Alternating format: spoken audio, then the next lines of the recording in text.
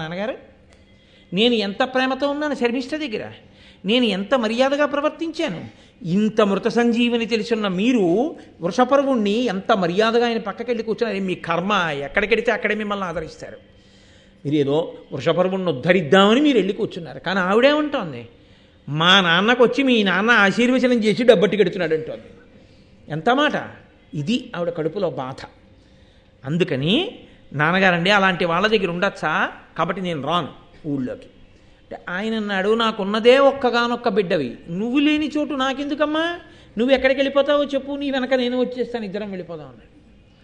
ఆయనకున్న పుత్రికా ప్రీతి అటువంటిది. కాబట్టి ఇప్పుడు ఆవిడంది రండి వెళ్ళిపోదాం అని. ఇది చారులు విన్నారు. విని వాళ్ళు గబగబా వెళ్ళి వృషపర్వుడికి చెప్పారు, శుక్రాచార్యుల వారు రాజ్యం విడిచిపెట్టి వెళ్ళిపోతున్నారు. ఆ వృషపర్వుడు పరుగునొచ్చి పాపం శుక్రాచార్యుల వారి కాళ్ళ మీద పడ్డాడు. పడి, మహానుభావ, నా కూతురు వల్ల నా వల్ల ఏదైనా దోషం కలగచ్చు, కానీ మీరు అలా వెళ్ళిపోకండి. మీరు ఉన్నారు కాబట్టి ఎంతోమంది రాక్షసులు చనిపోయిన వాళ్ళు బతికి దేవతల మీద యుద్ధం చేసి విజయాన్ని పొంది ఇవాళ రాక్షసరాజ్యం ప్రవర్తిల్లింది. అటువంటి మీరే వెళ్ళిపోతే ఇంకా మమ్మల్ని ఆదుకునేవాడెవరు? కాబట్టి నా తప్పు మన్నించండి, మీరు వెళ్ళకూడదు అన్నాడు. అంటే దేవయానంది, నా కోరిక ఒకటి తీరిస్తే మీరు వృషపర్వుడి రాజ్యంలో ఉండండి. ఈమెకి వశుడైన శుక్రుడు, ఏమిటి నీ కోరిక అంటే, ఆవిడంది, నాకు వృషపర్వుని యొక్క కుమార్తె అయినటువంటి శర్మిష్ఠ దాసి కావాలి. నా దాసిగా మారితే నేను మళ్ళీ వచ్చి ఆ రాజ్యంలో ఉంటాను, మీరు కూడా రాజ్యంలో ఉండండి. ఇప్పుడు తన కూతురు మీద ప్రేమకి శుక్రాచార్యుల వారు లొంగారు, తన కూతురు మీద ప్రేమకి వృషపర్వుడు కూడా లొంగాలిగా. లొంగి నీకు నా కూతురు దాశావడమా పోతే పొండానని అనుకోండి, సందేహం లేదు, శుక్రాచార్యుల వారికి ఎక్కడికి వెళ్ళినా ఆ గౌరవం నడుస్తుంది. కానీ దేవయాని ఇలా శుక్రాచార్యుల వారిని ఎన్నిళ్ళు తిప్పుతుంది, ఎన్ని రాజ్యాలు తిప్పుతుంది. ఈ అహంకారం ఎప్పటికి విడిచిపెడుతుంది ఆవిడ. ఇప్పుడు వృషపర్వుడు అలా అనొచ్చు, నా కూతురు నీకు దాస్యం చేయదనొచ్చు. ఆయన ఒక్క క్షణం ఆలోచించాడు, నా ఒక్క కూతురి జీవితాన్ని త్యాగం చేస్తే మొత్తం రాక్షస రాజ్యం, రాక్షస కుటుంబాలు అన్నీ సంతోషంగా ఉంటాయి, ఎవ్వరింట్లోనూ చావుండదు. శుక్రుడు ఒక్కడుంటే అందరూ సంతోషిస్తారు. నా ఒక్క కూతురి సుఖాన్ని నేను చూసుకుంటే ఇన్ని కుటుంబాలు ఏడుస్తున్నా రాజుగా నేను చేయగలిగింది ఏమీ ఉండదు. నా కూతురి జీవితమే పోయినా నా రాజ్యము ప్రజలు బాగుండాలి. అందుకని ఆయన అన్నాడు, నా కూతురు నీకు దాసి అవుతుందమ్మా అన్నాడు. ఎంత ఉదారుడో!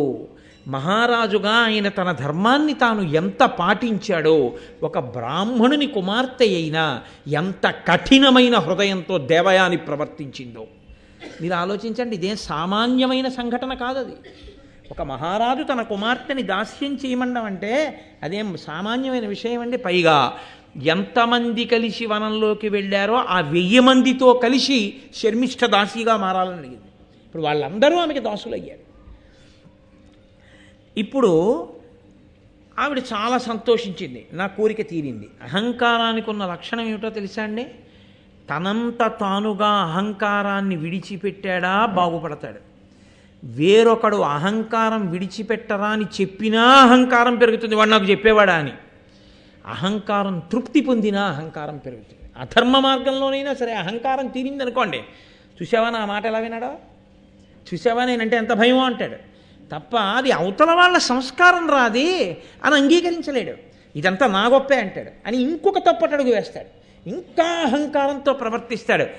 అహంకారమును విరగొట్టుకోవడం అనేటటువంటిది మన పరిశీలనంతో మనం చెయ్యాలి తప్ప, అది ఎంతమంది మహాత్ములు మీ కంటి ముందు నిలబడినా, ఇన్ని త్యాగములు మీ కంటి ముందు జరిగిపోతున్నా మీ అహంకారం మాత్రం చావదు.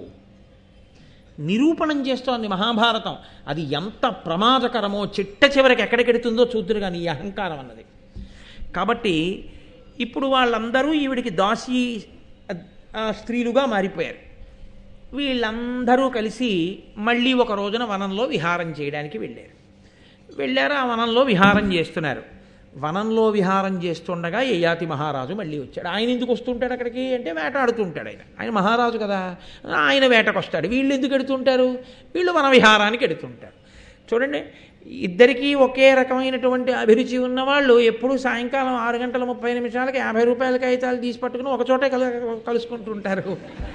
మనిషికి రెండే కాబట్టి ఇచ్చేది, అక్కడే కలుసుకోవాలి. సకుటుంబ సపరివార సమేతంగా వెళ్ళి అక్కడ నిలబడి తరించి, ఇంట్లో నలుగురుంటే ఏ ఇద్దరో వెళ్ళి అక్కడ నిలబడి కప్పం కట్టి అవి తెచ్చుకుని ధన్యులైపోవాలి ఒక 2:30 గంటల పాటు కదా. కాబట్టి అటువంటి అభిరుచులు ఉన్న వాళ్ళు అక్కడే కలుసుకున్నట్టు, వేటాడడానికి వెళ్ళిన యయాతి వనానికే వెడతాడు. వన విహారం చేసేటటువంటి అభిరుచి ఉన్నటువంటి దేవయాని కూడా అక్కడికే వెడుతుంది. మళ్ళీ ఇద్దరూ కలుసుకున్నారు. మళ్ళీ ఈవిడ అహంకారం ఎక్కడ దెబ్బతిందో తెలుసా అండి? యయాతి ఈవిడ వంక చూడలేదు. ఈవిడ వంక చూడకుండా శర్మిష్ఠ వంక చూశాడు. ఎందుకని? శర్మిష్ఠ సౌందర్యవతి కాబట్టి ఆయన ఇంకా పెళ్లి చేసుకోవలసినటువంటి రాజు. ఆమె రాజు యొక్క కూతురు శర్మిష్ఠ కాబట్టి ఆమె వంక ప్రీతితో చూసి ఆయన ధర్మాన్ని పాటించాడు. తను ఒక రాజు. ఈ అమ్మాయి ఎవరు అంటే అసహ్యంగా ఉంటుంది. అది నా కొడుక్కి నేను సంబంధాలు వెతుక్కుంటున్నాను అనుకోండి, నాకు కోడలు వస్తే బాగుండు అనుకున్నాను అనుకోండి, నేను ఏదో ఊరు ఉపన్యాసం చెప్పడానికి వెళ్ళాను అనుకోండి, ఆ ఇంట్లో వాళ్ళు ఎవరో, ఆ ఊళ్ళో వాళ్ళు ఎవరో నన్ను పలహారానికి పిలిస్తే నేను ఆ ఇంటికి పలహారానికి వెళ్తే, మా అమ్మాయి అండి బీటెక్ 2nd ఇయర్ చదువుతోంది, లేకపోతే 3rd ఇయర్ చదువుతోంది అన్నాను.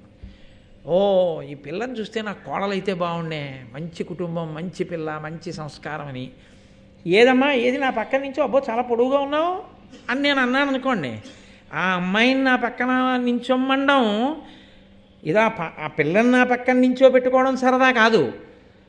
నా కొడుక్కి కూడా ఈమె అన్ని రకాలుగా అనుగుణంగా ఉంటుందా అని నేను పరిశీలించుకోవడం, అప్పుడు దోషం లేదు. ఎందుకంటే నా కోడల్ని తెచ్చుకునే ప్రయత్నం అది.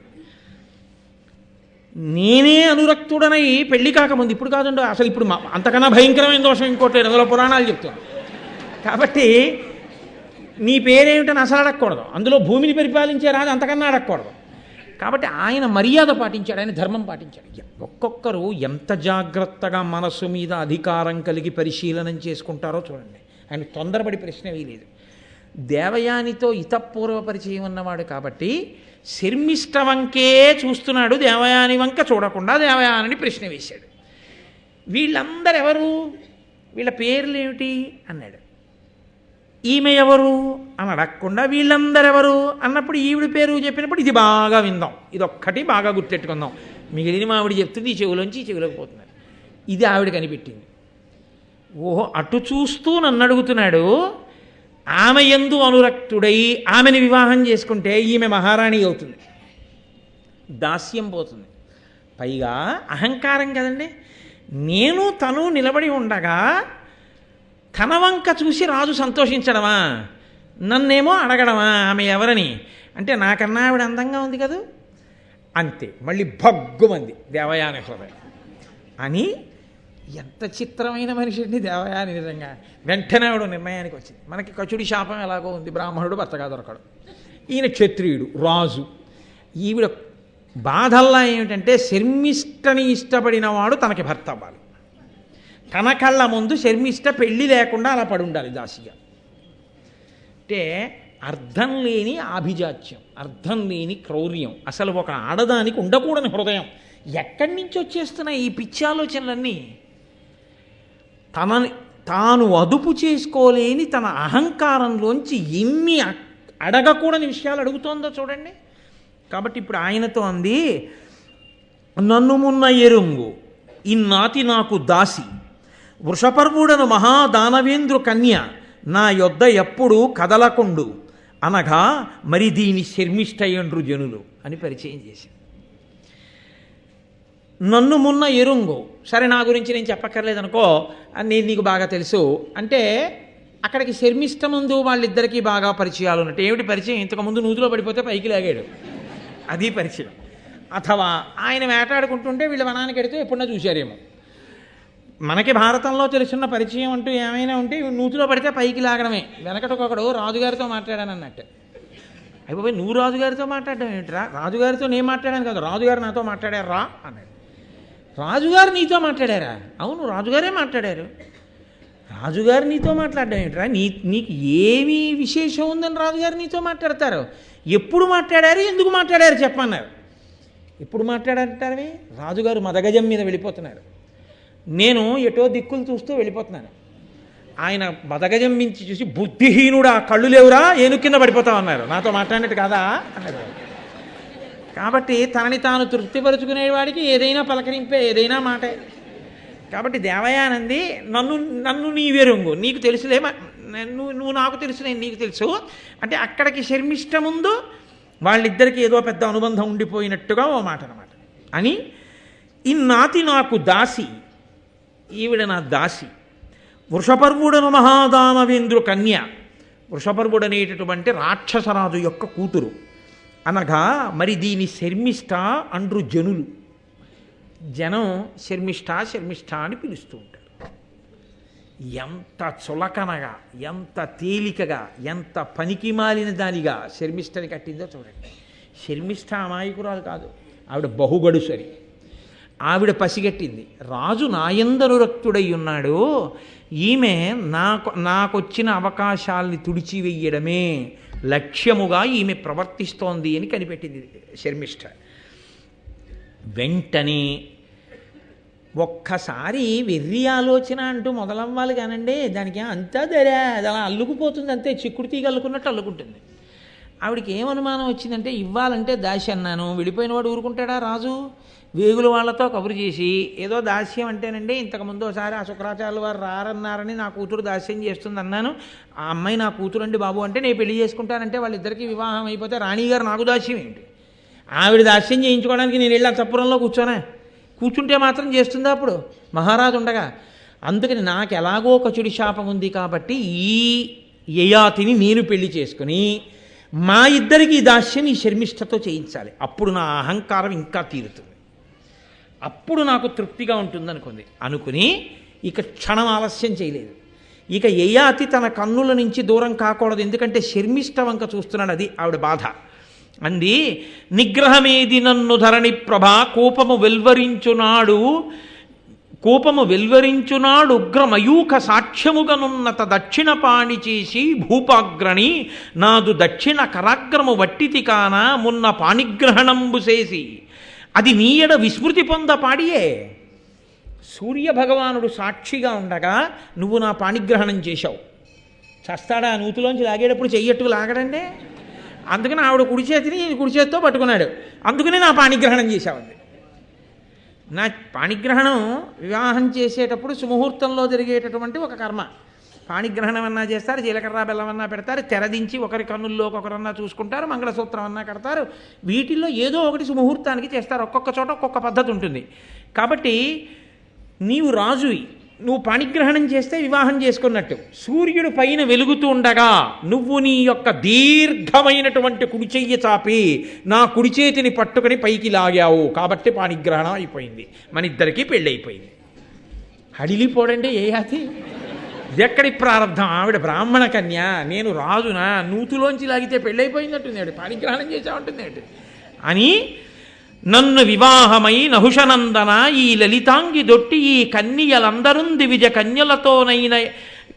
కన్యలతోనైన వారు నీకున్నతి ప్రీతి చేయగ నృపోత్తమ వాసుబోలి లీలతో ఇన్నరలోక భోగములనేకములందుము నీవు నావుడు. ఓ మహారాజా, నువ్వు నన్ను పాణిగ్రహణం చేసుకున్నావు, అందరికీ తెలిసేటట్టు వివాహం చేసుకుంటే ఈ 1000 మంది కన్యలతో కలిసి ఈ దాసి శర్మిష్ఠ మన ఇద్దరికీ దాస్యం చేస్తుంది, కాబట్టి నువ్వు నన్ను వివాహం చేసుకోండి అంటే ఆయన హడిలిపోయి అన్నాడు, నువ్వు బ్రాహ్మణ కన్యవి, నేను క్షత్రియుణ్ణి, పైగా భూమిని పాలించే రాజుని, నేనే ధర్మం తప్పితే నేనే నాకన్నా పైన ఉన్న కుటుంబంలోంచి పిల్లని తెచ్చుకుంటే లోకంలో ధర్మాన్ని ఎలా నిలబెడతాను?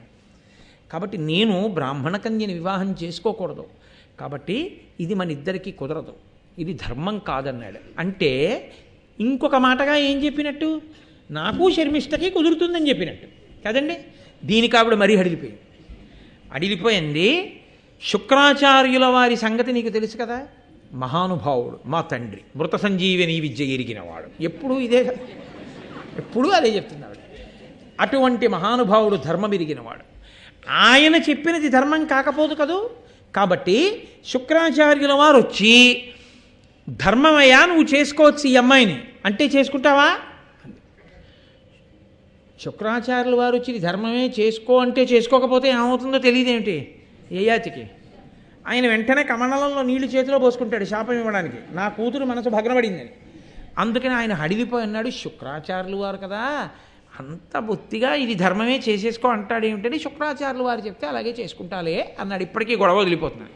ఆవిడని అలాగే నించో అని పరిచారికని పిలిచి వెళ్ళి మా నాన్నగారిని తీసుకురాలి.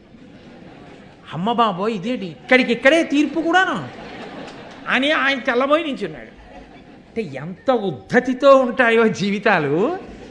ఆ అహంకారగ్రస్తులైన వాళ్ళ యొక్క స్థితి ఎలా ఉంటుందో, ఎంతసేపు జాగ్రత్త పడిపోయాం మా అంత తెలివైన వాళ్ళు ఎవరు, ఎలా నేను ఆలోచన చేసేసానో చూసారా, ఇదే ఆవిడ ఆలోచించుకునే తీరు.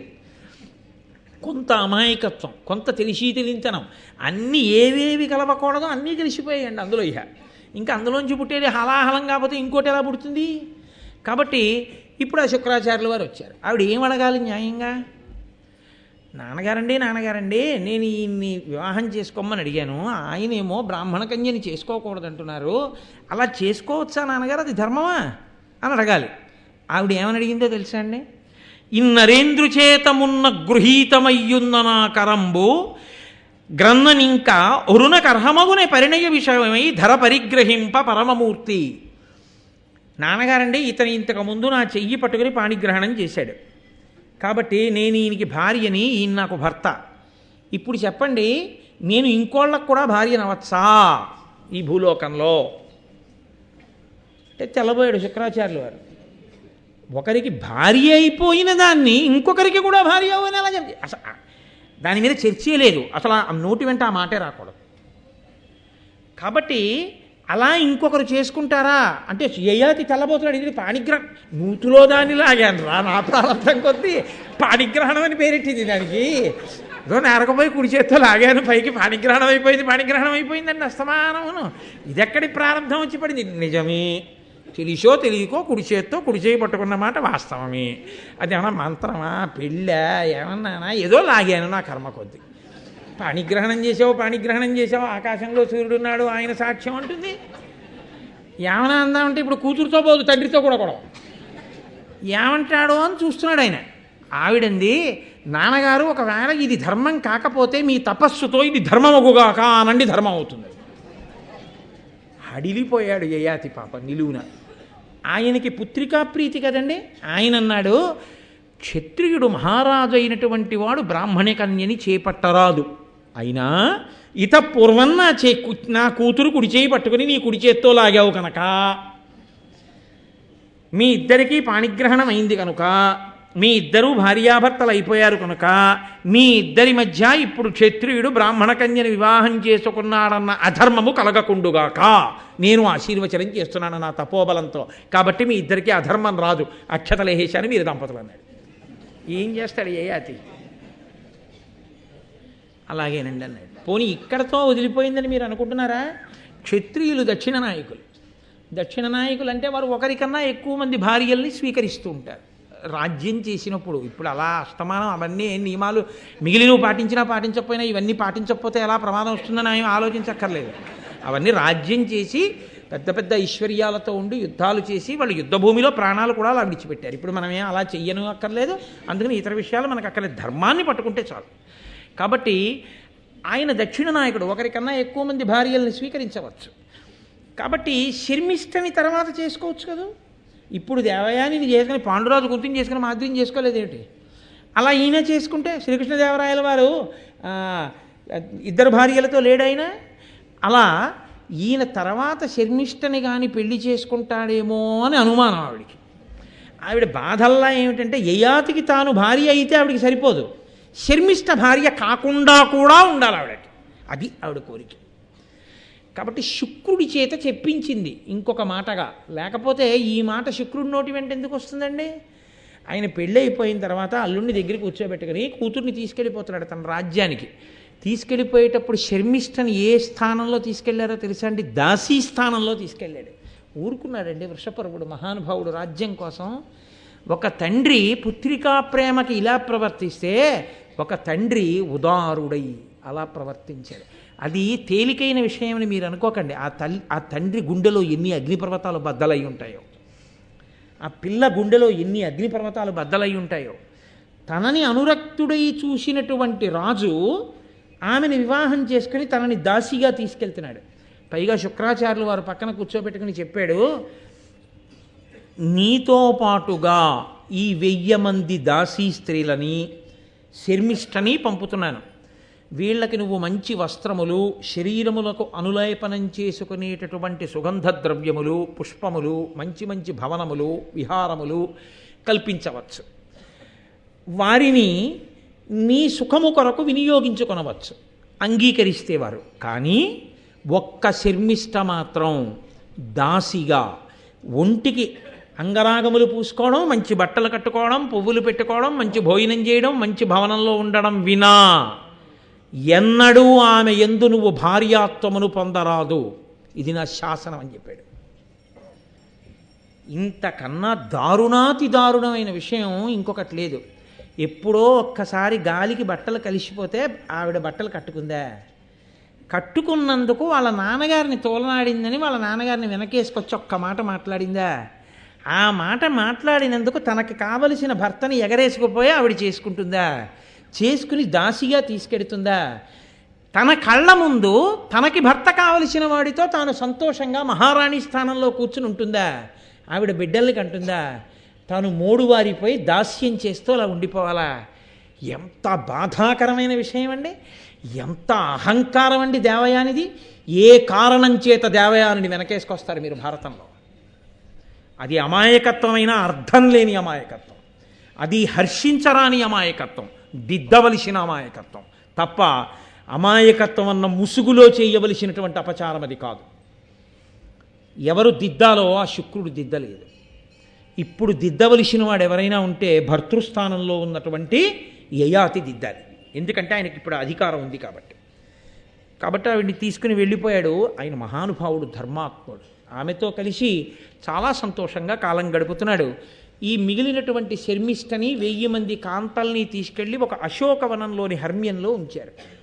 వాళ్ళు పాపం ఈవిడికి దాసీత్వం చేస్తున్నారు. ఆవిడ చాలా సంతోషంగా ఉంది. 2 కోరికలు తీరుతున్నాయి. తాను యయాతికి భార్య అయింది, సంతోషంగా ఉంది, మహారాణి అయింది.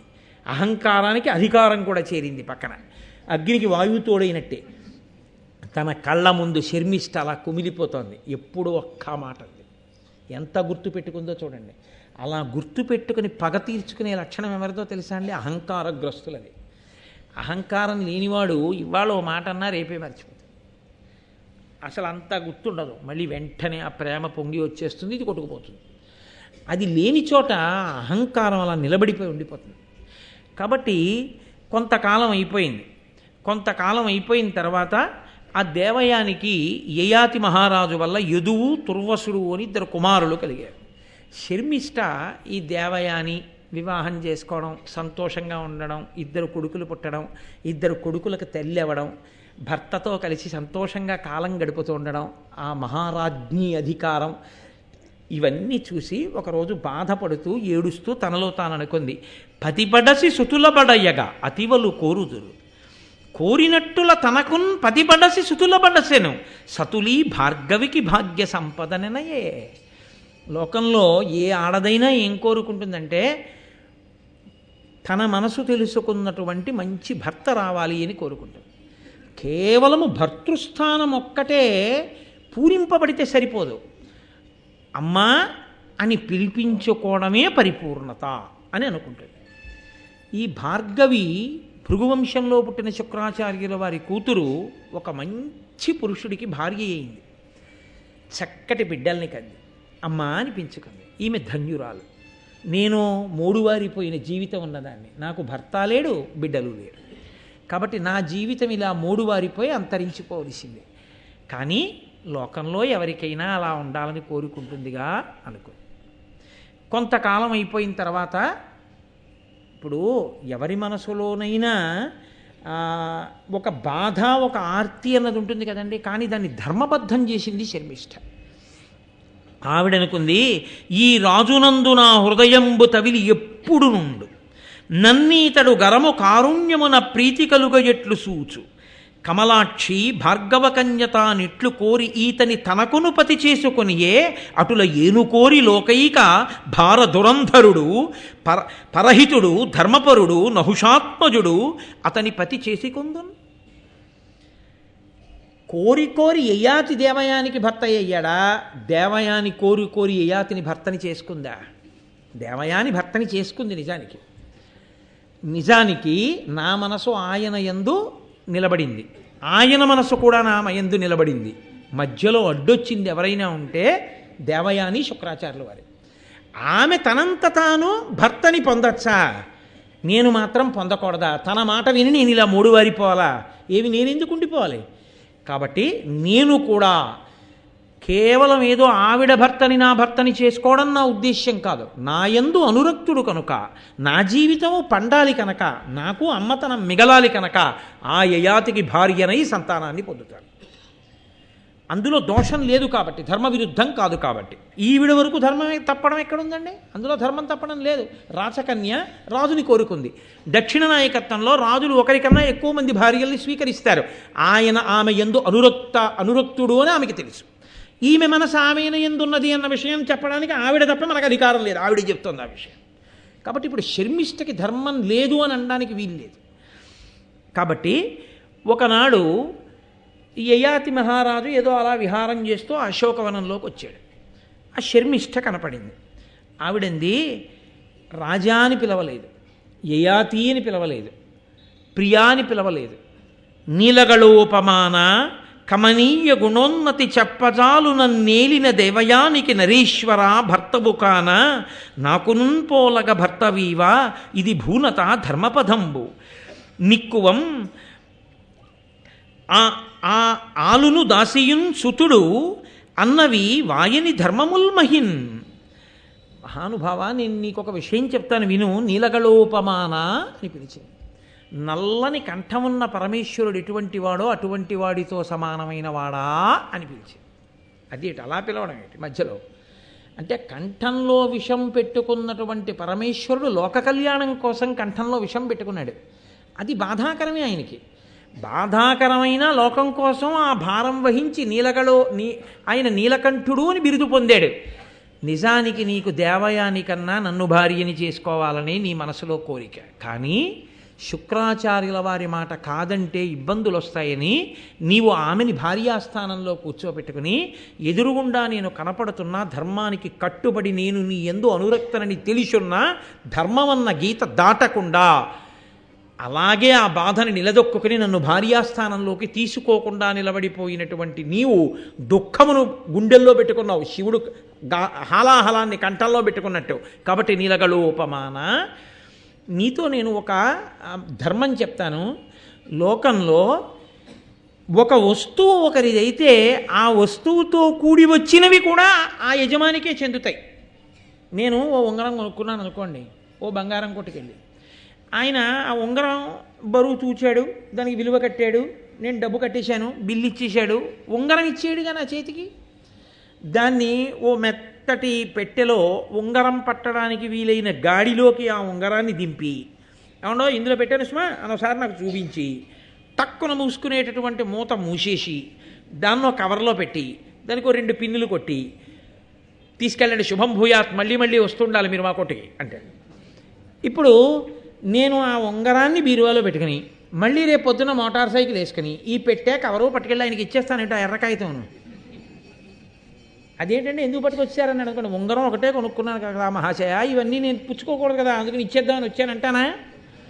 ఉంగరం ఒకటే నేను కొనుక్కున్నా, ఉంగరంతో పాటు వచ్చిన ఇవన్నీ కూడా నావే.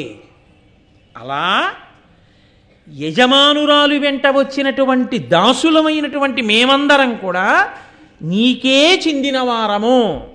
కాబట్టి ఆమె నీకు భార్య అయితే నేను కూడా నీకు భార్యనైనట్టే. కాబట్టి మహారాజా, ఇది ధర్మబద్ధమైన కోరికే. నేను కన్యని, నీవు క్షత్రియుడవు, మహారాజువు, దక్షిణ నాయకత్వం ఉన్నవాడవు. కాబట్టి నేను పక్కన మహారాజ్ఞీ స్థానంలో కూర్చోపెట్టమని కానీ, సింహాసనం మీద కూర్చోపెట్టమని కానీ, పత్ని స్థానం ఇమ్మని కానీ, యజ్ఞం చేసేటప్పుడు నన్ను పక్కన కూర్చోపెట్టుకోమని కానీ నేను ఈ కోరికలు కోరను.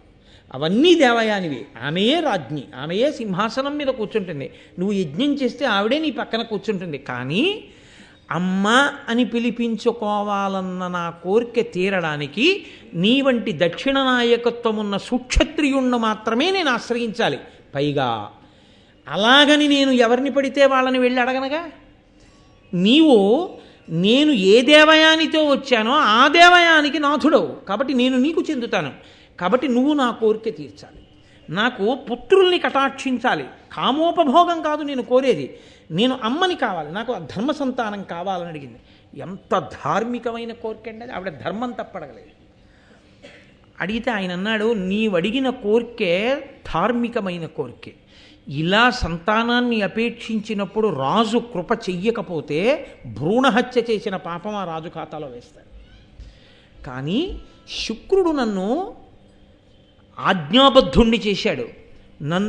నిన్ను నా దగ్గరికి పంపేటప్పుడు ఎన్నడూ నిన్ను నా భార్యాస్థానంలోకి తీసుకోకూడదని శాసించాడు. కాబట్టి ఎలా కుదురుతుంది అంటే ఆవిడ అనేకమైనటువంటి ధర్మాల్ని ఆవిష్కరించింది. నేను నీ భార్యాస్థానంలో సంతానాన్ని పొందడానికి అర్హురాలని. ఆయనకి కూడా ఆవిడ చెప్పినటువంటి ధర్మమునందు అనురక్తి పొందాడు. ఇద్దరి మధ్య ఉన్నది కామము కాదు, ధార్మికత. ఆమె తల్లి అవడానికి అర్హురాలు. ఆమె కోరిన కోరిక సమంజసము. నేను ఇంకంతకన్నా స్పష్టంగా ఇంకంతకన్నా దాన్ని వివరించి చెప్పక్కర్లేదు. ఒక కన్యకి అమ్మ కావాలని అంతటి మహారాణి కావలసిన పిల్ల కనీస కోరికగా అది అడగడం, అంత ధార్మికంగా అడగడం కాదు అని అలా దాసిగానే ఉండి దాసిగానే బతుకుతూ కన్యగానే చచ్చిపో అనలేకపోయాడు మహానుభావుడు యయాతి. తత్కారణం చేత ఆయన అనుగ్రహించినటువంటి కారణం వల్ల ఆమెకి 3 కుమారులు కలిగారు. వాళ్ళు దృహ్వుడు, అనువు, పూరుడు. ఈ 3 కుమారులతోటి ఆవిడ సంతోషంగా ఉంది. కానీ ఆవిడ ఎప్పుడూ కూడా నేను రాజ్ఞీ స్థానంలో ఉంటాననో ఏమీ ఆయనను అడగలేదు. కొంతకాలం అయిన తర్వాత దేవయాని చూసింది. అదేం దాస్తే దాగే విషయం అండి. ఆవిడ అడిగింది, అది నువ్వు నాతో వచ్చింది కన్యగా, ఇక్కడ ఉన్నది కన్యగా, నీకు పిల్లలు ఎక్కడి నుంచి వచ్చారని అడిగింది. ఆవిడంది ఒక మహాపురుషుడు, మహా తేజస్వి, గొప్ప తపస్సంపన్నుడు. అమ్మ నీకు మాతృత్వం ఉంటుందని అనుగ్రహించాడు. ఆయన నాకు వరం ఇచ్చి అనుగ్రహించిన కారణం చేత బిడ్డలకు తల్లినయ్యాను. ఓహో అని సంతోషించింది, వెళ్ళిపోయింది. చచ్చిపోయిన వాళ్ళనే బతికించగలిగిన శక్తివంతుడు తన తండ్రి గారు. ఒక్క మాటతో బిడ్డల్ని ఇవ్వగలిగిన ప్రజ్ఞావంతుడు ఉండాలని ఎందుకు అనుకుంటుంది?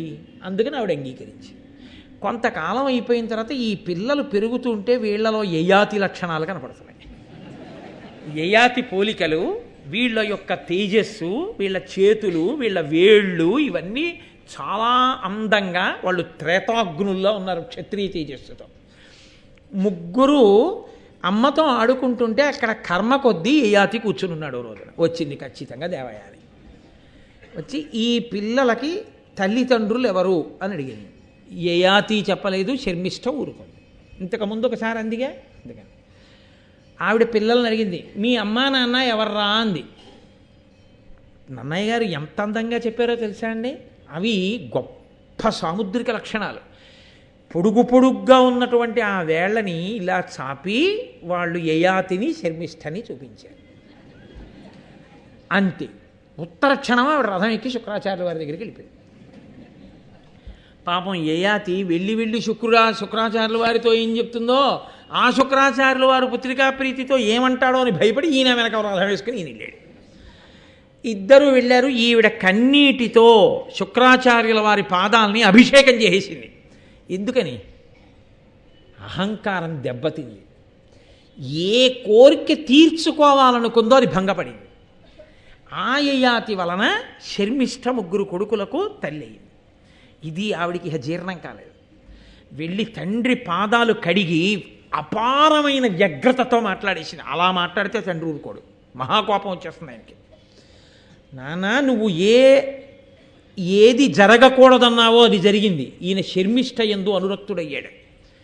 కాబట్టి ఎంత అన్యాయం చేశాడో చూసావా నాన్న అని ఏడిచింది. పిల్ల అలా బావురుమంటే ఏ తండ్రి మనసు భగ్గుమందండి.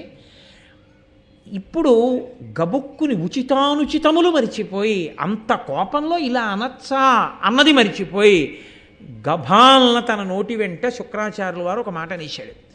నా కూతుర్ని బాధ పెట్టావు కనుక నీవు వృద్ధుడవగుదవుగాక, ఈ క్షణంలోనే పరమ వృద్ధుడివైపోతావు.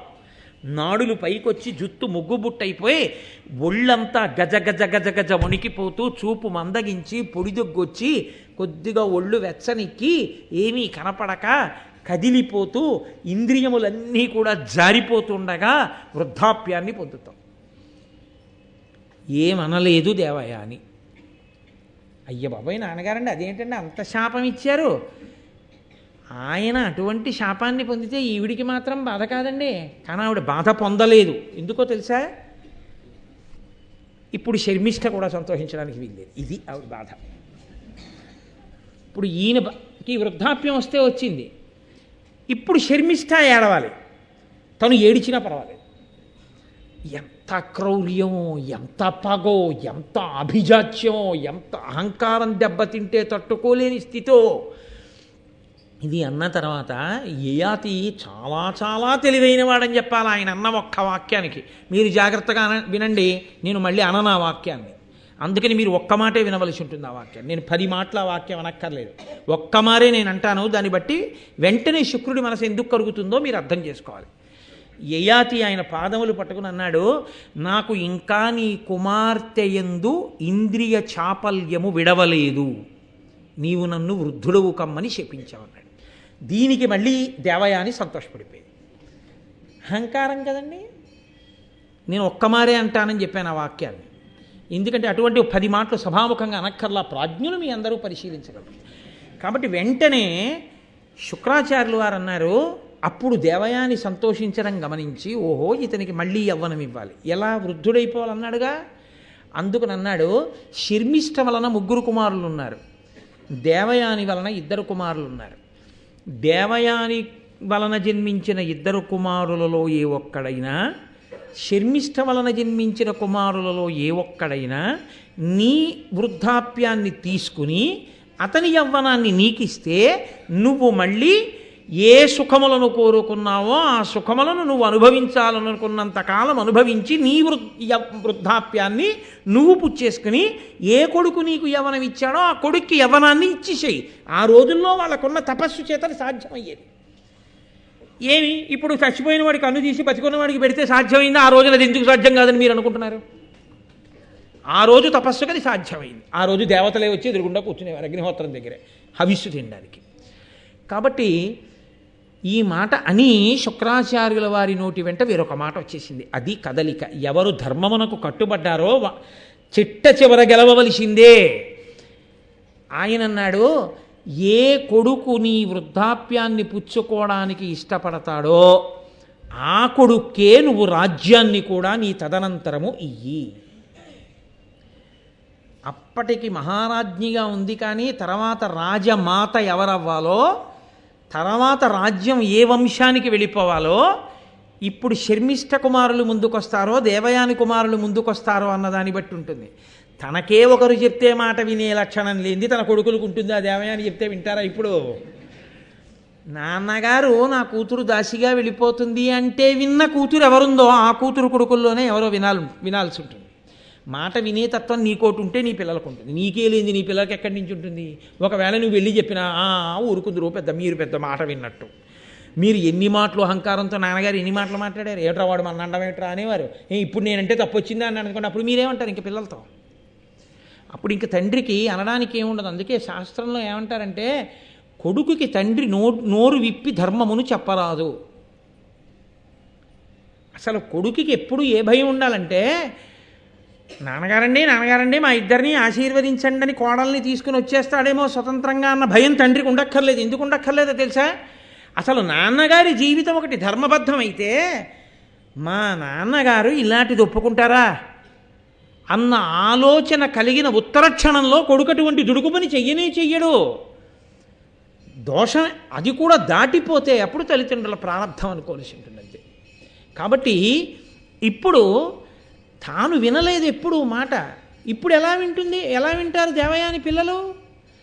సంతోషించాడు, భార్యతో కలిసి ఇంటికి వెళ్ళాడు. 5గురిని పిలిచాడు. పిలిచి, ఒరే నాయనా, మీ తాతగారు నాకు శాపవాక్కు విడిచిపెట్టాడు. భూసురులాదిగ గల జనులీసుర సేవించిరేని, నాకు ఈ వృద్ధాప్యం అకారణంగా వస్తుంది అని నాకు శాపం ఇచ్చాడు.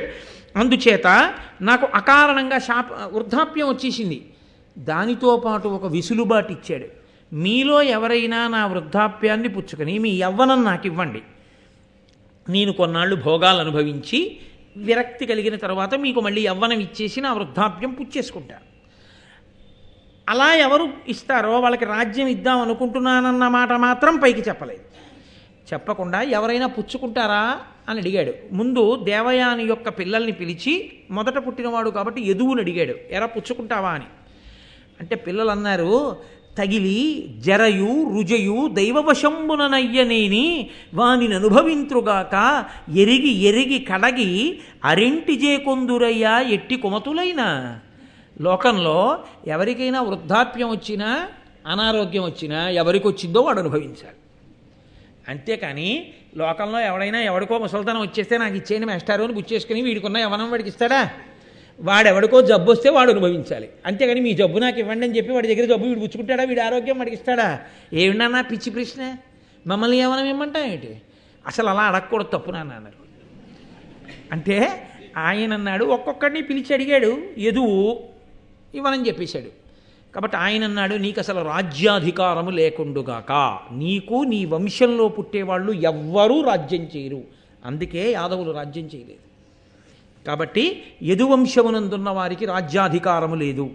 రెండవవాడు తుర్వసుని అడిగాడు, ఆయన అంగీకరించలేదు. దేవయాని బిడ్డలు వీళ్ళిద్దరు, అమ్మకి లేనితనం వీళ్ళకి వస్తుందా?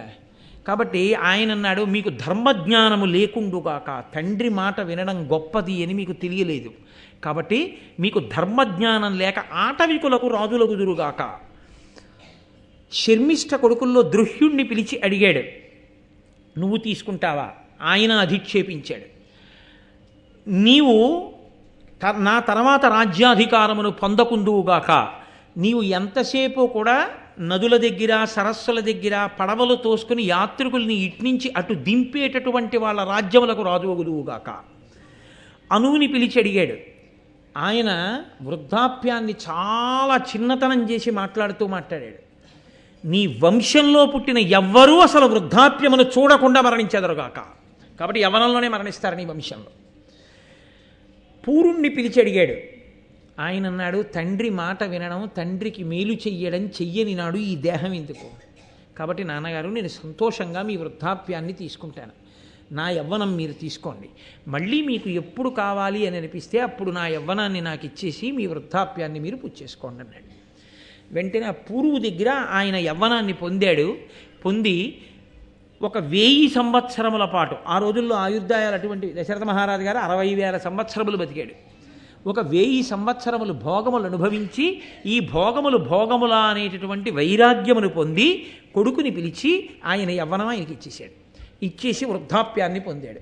పొంది కొన్ని 1000 సంవత్సరములు తపస్సు చేశాడు వానప్రస్థానికి వెళ్ళి. 1 రోజు 2 రోజులు కాదు, కొన్ని 1000 సంవత్సరములు పంచాగ్నిహోత్రం మధ్య నీళ్లల్లో అన్నం తినకుండా గాలి తింటూ ఘోరాతి ఘోరమైన తపస్సు చేసి చిట్ట చివరికి సశరీరుడై విమానం ఎక్కి ఇంద్రసభకి వెళ్ళి దేవేంద్రలోకంలో భోగాలు అనుభవించి అక్కడి నుంచి బ్రహ్మగారి సభకి వెళ్ళి కొన్ని కల్పముల పాటు బ్రహ్మగారి లోకంలో ఉండి మళ్ళీ తిరిగి దేవేంద్రలోకానికి వచ్చాడు. ఇంత తపస్సు చేశాడు. ఎన్ని 100,000 సంవత్సరములు అన్నాడు ఇంద్రుడు. ఆయన్ని చూసి అన్నాడు, కొన్ని 1000 సంవత్సరాల క్రితం నువ్వు ఇక్కడికి వచ్చావు, కొన్నాళ్ళు ఇక్కడ భోగం అనుభవించావు, ఏకంగా బ్రహ్మసభలో కొన్ని కల్పముల పాటు ఉన్నావు, మళ్ళీ తిరిగి ఇక్కడికి వచ్చావు, ఎంత తపస్సు చేస్తే ఇది సాధ్యమైందయా అని ఇంద్రుడు అన్నాడు. ఏమి తపంబునరించితి భూమీశ్వర, పుణ్యలోక భోగంబుల తేజో మహిమను అనుభవించితివి సామాన్యమే 100,000 సంవత్సరములు. 100,000 సంవత్సరములు తపస్సు చేశావు కాబట్టే ఇంత గొప్పగా ఇన్ని అనుభవిస్తున్నావు. ఇప్పుడు ఇంత గొప్ప తపస్సు నువ్వు ఎలా చేయగలిగావయా అని అడిగాడు.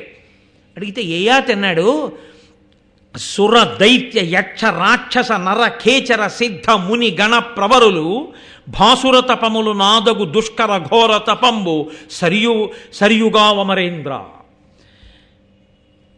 ఇంద్రుడా, నువ్వు అడిగావు కాబట్టి చెప్తున్నాను. సురులు కాని, దేవతలు కాని, దైత్యులు కాని, యక్షులు కాని, రాక్షసులు కాని, మనుష్యులు కాని, ఖేచరులు కాని, సిద్ధులు కాని, మునిగణములు కాని నేను చేసిన తపస్సు లాంటి తపస్సు చెయ్యగలిగిన వాళ్ళు లోకంలో లేరు అన్నాడు. వెంటనే ఇంద్రుడన్నాడు, నువ్వు ఎంత తపస్సు అయినా చేసి ఉండొచ్చు, నేను ఇలా తపస్సు చేశానంటే సంతోషిద్దును. మిగిలిన వాళ్ళని పెద్దలని పట్టుకుని పనికి వాళ్ళని చేసి వాళ్ళు నాలా ఏం చేయగలరన్నావే, ఈ అహంకారానికి నీ పుణ్యం నశించిపోయింది, పో భూమి మీద కన్నాడు. అంతే, అక్కడి నుంచే కింద పడిపోతున్నాడు. ఎక్కడిది ఎక్కడికి వెళ్ళిందో చూడండి. అహంకార స్పర్శ ఇంత యయాతిని ఎంత కిందకి తీసుకొచ్చి ఆ ఒక్క మాటకు పోయింది నీ పుణ్యం అంతా. నువ్వు చేసిన తపస్సు, ఇన్ని వేల సంవత్సరాల తపస్సు పోయింది అహంకారంతో నీకు వచ్చేసిన మాట వల్ల, పో కింద కన్నాడు. పడిపోతూ ఇంద్రుణ్ణి ప్రార్థన చేశాడు. మహానుభావా, ఇంత అన్యాయంగా కింద పడిపోలేను, మళ్ళీ వెళ్ళి మనుష్యలోకంలో బతకలేను, కాబట్టి నన్ను నక్షత్ర మండలంలో నక్షత్రాలకి సమీపంలో ఉండే అవకాశం ఇమ్మన్నాడు. సరేనని అక్కడికి పంపారు. శిబి నక్షత్రం అని ఒక నక్షత్రంలో ఉండేటటువంటి కొంతమంది యయాతిని చూసి ఆయన దగ్గరికి వచ్చారు. వాళ్ళు ఆయన దౌహిత్రులు, ఆయన కూతురి కొడుకులు. వాళ్ళు శరీరాలు కూడా విడిచిపెట్టి నక్షత్ర మండలానికి వెళ్ళిపోయారు. అప్పుడు ఇంకా ఈయన హాయిగా పైన తిరుగుతున్నాడు. ఒక్క మాటకి అహంకారానికి, అహంకారంతో ఇతరులను అవమానించినందుకు పడిపోయాడు. అప్పుడు వాళ్ళు వచ్చి అన్నారు, మీరెవరు, ఎందుకు ఇలా వచ్చారు, ఇక్కడ ఎందుకు నక్షత్రాలకు దగ్గరలోకి వచ్చి నిలబడ్డారు అని అడిగారు.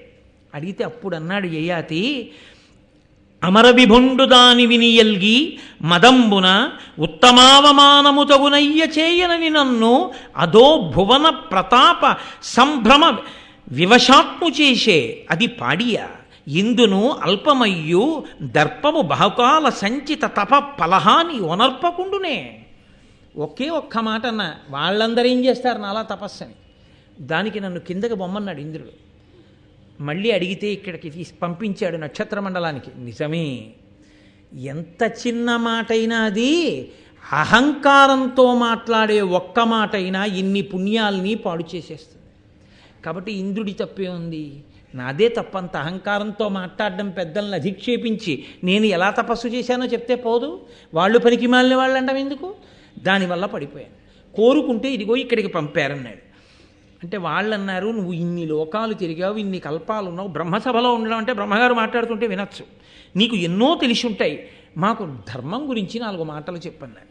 అంటే సర్వభూత దయ్యకు సత్యవాక్యమునకు ఉత్తమంబు ధర్మ ఒండెరుంగా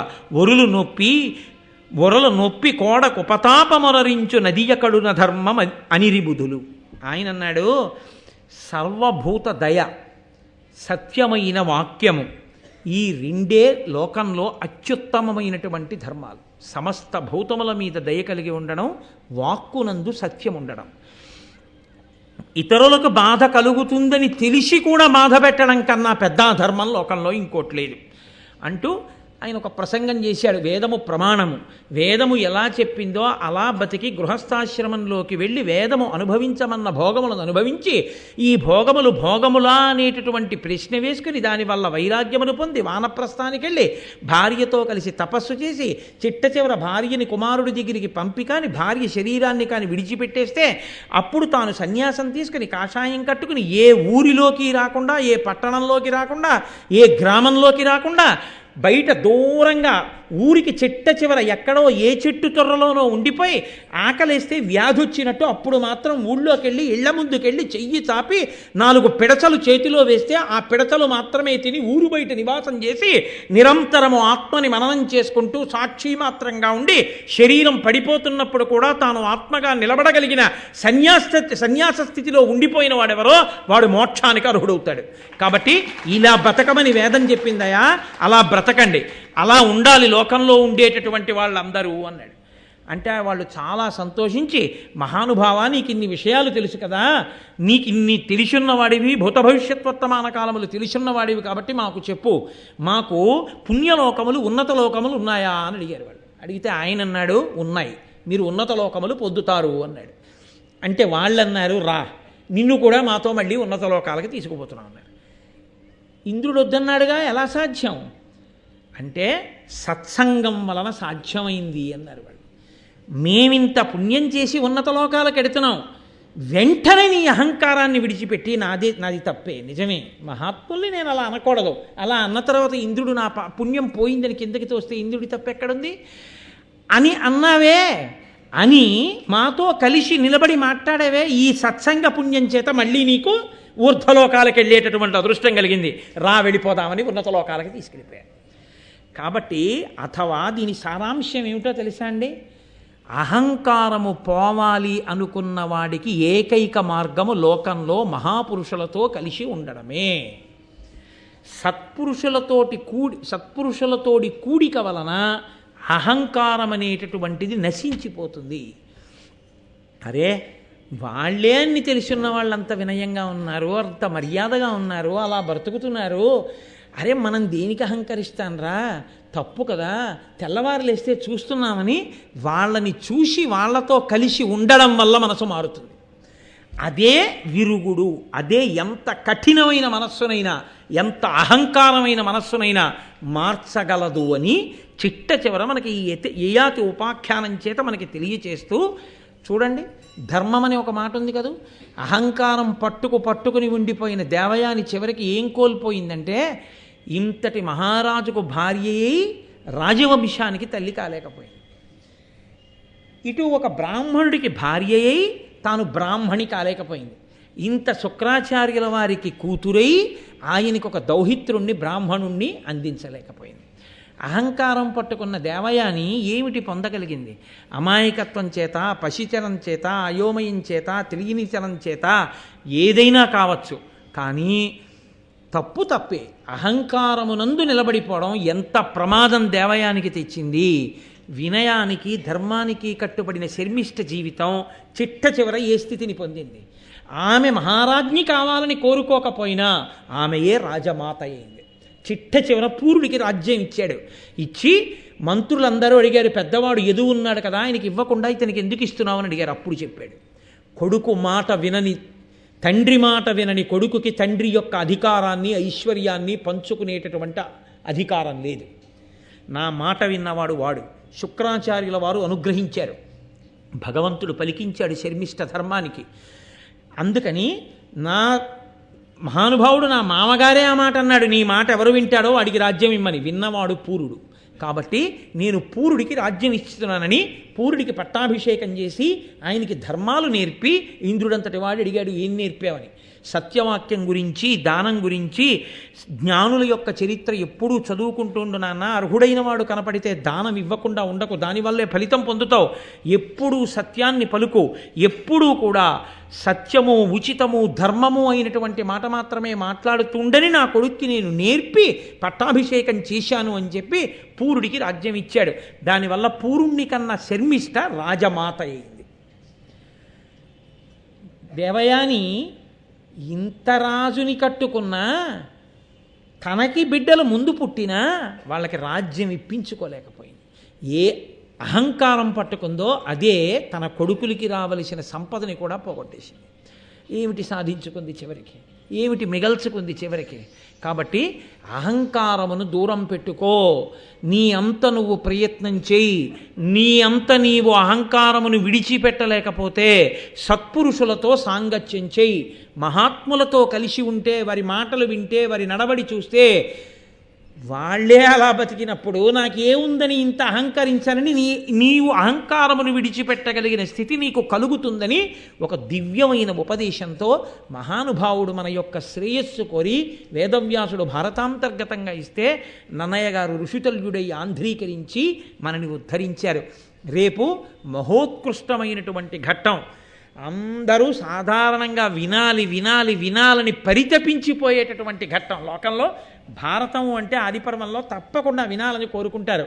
కణ్వ మహర్షి శకుంతల దుష్యంతోపాఖ్యానం రేపటి రోజున పరమేశ్వరానుగ్రహంగా ప్రారంభం చేసి చెప్పుకుందాం. మంగళాశాసన పరైః పదాచార్య పురోగమైః సర్వైశ్చ పూర్వైరాచార్యైః సత్కృతాయాస్తు మంగళం. మంగళం కోసలేంద్రాయ మహనీయ గుణాత్మనే చక్రవర్తి తనూజాయ సర్వభౌమాయ మంగళం ఉమాకాంతాయ కాంతాయ కామితార్థప్రదాయినే శ్రీగిరీశాయ దేవాయ మలినాథాయ మంగళం కరచరణకృతం వా కర్మవాక్కాయజం వా శ్రవణనైనజం వా మనసం వాపరాధం విహితం వా సర్వమేత్తక్షమస్వా శివ శివ కరుణాబ్ధే శ్రీమహాదేవ శంభో సర్వం శ్రీ ఉమామహేశ్వర పరబ్రహ్మార్పణమస్తు స్వస్తి.